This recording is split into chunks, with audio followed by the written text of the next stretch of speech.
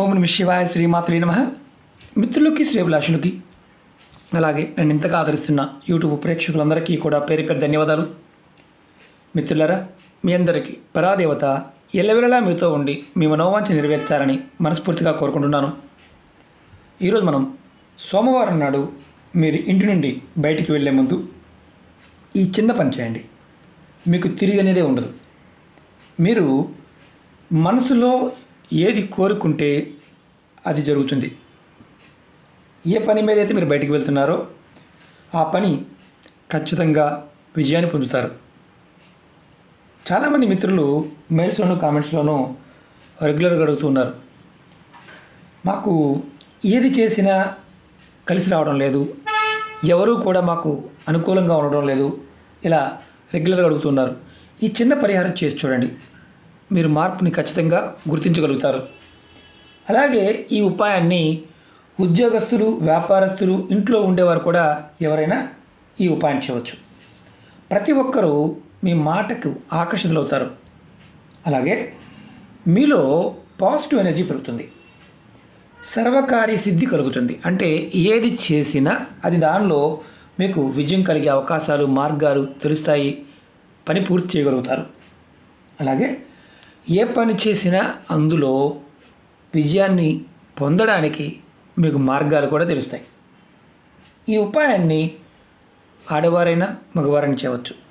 ఈ ఉపాయం చేయడం వల్ల మీకు సర్వకార్యసిద్ధితో పాటు ఐశ్వర్యము, భోగభాగ్యాలు కూడా లభిస్తాయి. చాలా తేలికైంది, విశేషమైన శక్తి కలిగిన ఉపాయం. మీరు ఈ ఉపాయాన్ని ఎవరైనా చేయవచ్చు. నెలసరి ఉన్నప్పుడు చేయవద్దు, అలాగే మైలు ఉన్నవారు చేయవద్దు. ఇది గుర్తుంచుకోండి. ఇది సోమవారం ఉదయం స్నానాది కార్యక్రమాలు ముగించుకున్న తర్వాత మీ పూజా మందిరంలోకి వెళ్ళి మీరు గణపతికి నమస్కారం చేసుకొని, అంటే విఘ్నేశ్వరుడు నమస్కారం చేసుకొని, స్వామివారి ముందు మీరు కొబ్బరి నూనెతో 2 ఒత్తులు వేసి విడివిడిగా దీపారాధన చేయండి. నమస్కారం చేసుకోండి. నమస్కారం చేసుకున్న తర్వాత ఓం గం గణపతియే నమః ఈ మంత్రాన్ని మీరు మనసులో 21 సార్లు అనుకోండి. ఓం గం గణపతియే నమః. నేను ఈ మంత్రాన్ని వీడియో డిస్క్రిప్షన్లో కూడా పెడతాను. తర్వాత మీ మనసులో ఉన్న కోరికలన్నీ చెప్పుకోండి. మీరు ఏ పని మీద అయితే బయటికి వెళ్తున్నారో ఆ పని పూర్తి కావాలని, ఆ పనిలో విజయం లభించాలని కోరుకోండి. అలాగే మీకు ఆకర్షణ శక్తి పెరగాలని కూడా కోరుకోండి. అలాగే తర్వాత మీరు కోరుకున్న తర్వాత నేను ఇంకొక మంత్రం చెప్తాను. ఈ మంత్రాన్ని కూడా మీరు 21 సార్లు మనసు తలుచుకోండి. ఓం నమ శివాయ, ఓం నమ శివాయ. మీరు ఇలా కూడా అనుకోవచ్చు, ఓం నమ శివాయ నమః, ఓం నమ శివాయ నమః. ఈ మంత్రాన్ని కూడా నేను వీడియో డిస్క్రిప్షన్లో పెడతాను. ఇది చాలా చాలా తేలికైన శక్తివంతమైన ఉపాయం, కానీ చూడడానికి చాలా తేలికగా ఈజీగా అనిపిస్తుంది. మీరు పరిపూర్ణమైన నమ్మకంతో విశ్వాసం చేస్తే ఖచ్చితమైన ఫలితం వస్తుంది. ఆ తర్వాత ఏం చేయాలో చెప్తాను. ఆ తర్వాత మీరు మీ ఎడమ చేతి పైన మీరు ఒక దైవక నెంబర్ని రాసుకోవాలి. ఆ నెంబర్ కూడా చాలా తేలికైంది. ఈ నెంబర్ వచ్చేసి 47 ఈ నెంబరు ఎడమ చేతి పైన ఆడవారైన మగవారైన రాసుకోవచ్చు.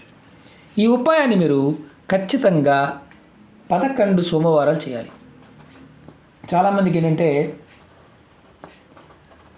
అనుమానాలు ఉంటాయి, ఎన్నిసార్లు చేయాలని. మధ్యలో మీకు సోమవారం నాడు నెలసరి వస్తే ఆడవారు ఆపేయండి, మగవారు మాత్రం కంటిన్యూగా 11 సోమవారాలు చేయండి. ఇలా చేయటం వల్ల 11 సోమవారాలు చేయటం వల్ల మీకు తిరిగి అనేదే ఉండదు. ఏది కోరుకుంటుంది జరిగి తీరుతుంది. అద్భుతమైన ఫలితాన్ని పొందుతారు.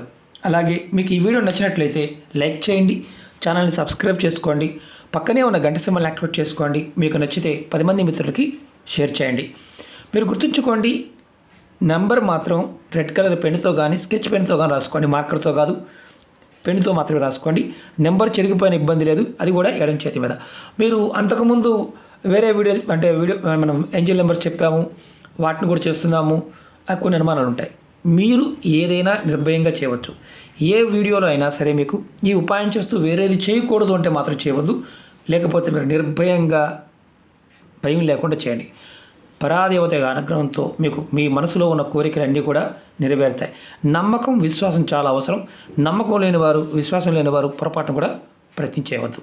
ఓకే మిత్రులారా, ఓం నమః శివాయ, శ్రీమాత్రే నమః.